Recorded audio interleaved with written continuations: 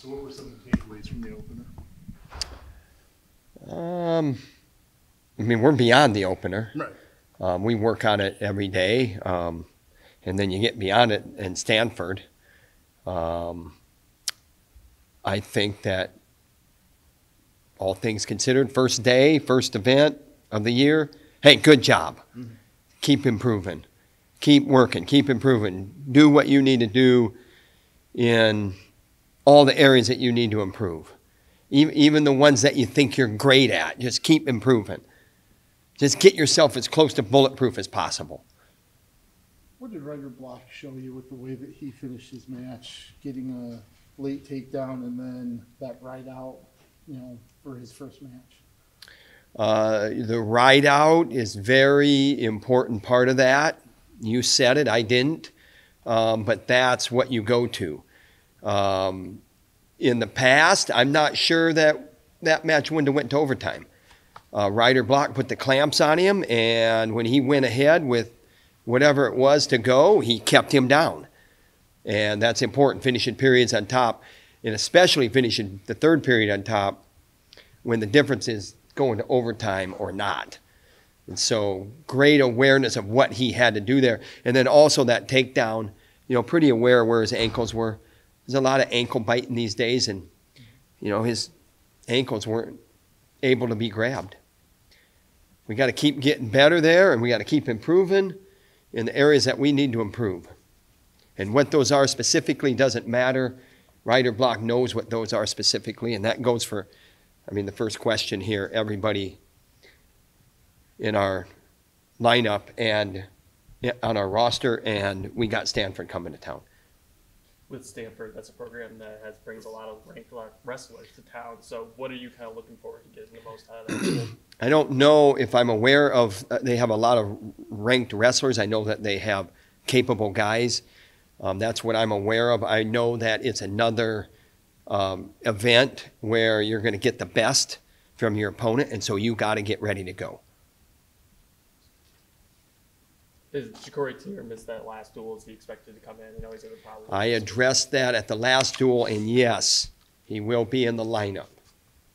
Drake Ayala came through and dominated in that first duel. What did you like from him starting the season out that way? I like that he just kept going. And, right now in my mind, I see the Energizer Bunny. Something like that, Keep it going. Just keep wrestling that way.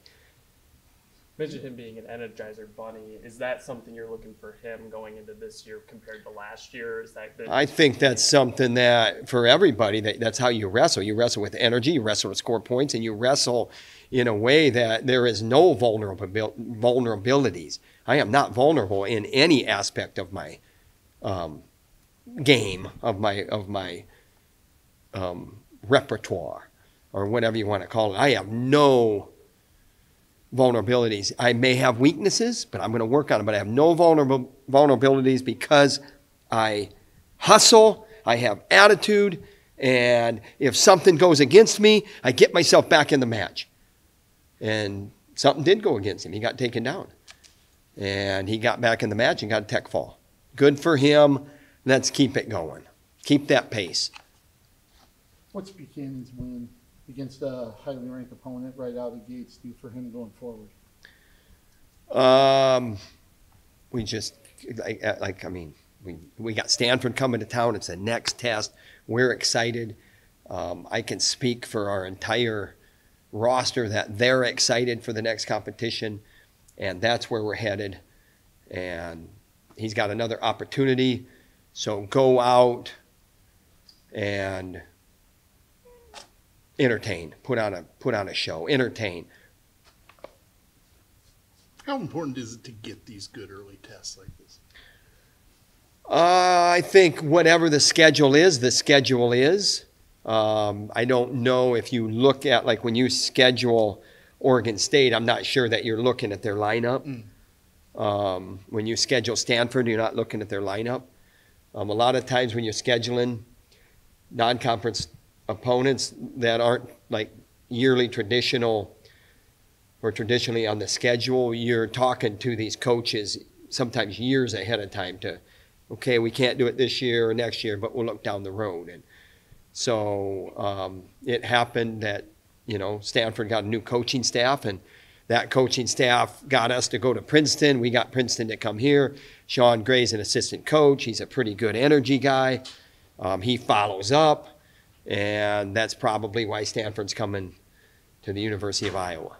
So it's important that we get ready to go for the next event. That's what's important. It's not so much that we handpicked these teams because we knew where they would be at that moment on the calendar. It's just, hey, there's always challenges and tough challenges in a dual meet, no matter who you wrestle. Spending as much time with Drake this offseason as you did, going to Paris, doing those things, what did you learn about him the most after his NCAA finals appearances? I think what you saw at Oregon State, it doesn't matter how good the guy is, it doesn't matter how bad the guy is, all that matters is that Drake Ayala goes out and wrestles like he's capable of doing. And when that happens, he is explosive, he is dynamic, he is he's a throttler, he's a hammer, and those are all good synonyms for dominant wrestlers.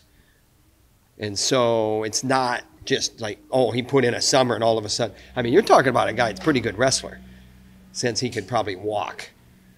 And he comes from Dirty Dodge. Don't forget that.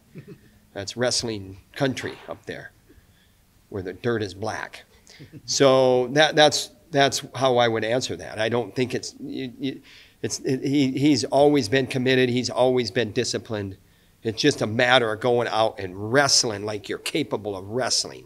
And if something happens in the middle of that upsets the apple cart, you don't worry about it. You just, boom, keep going. Awesome place to stop there. Thanks. Thank you. All right.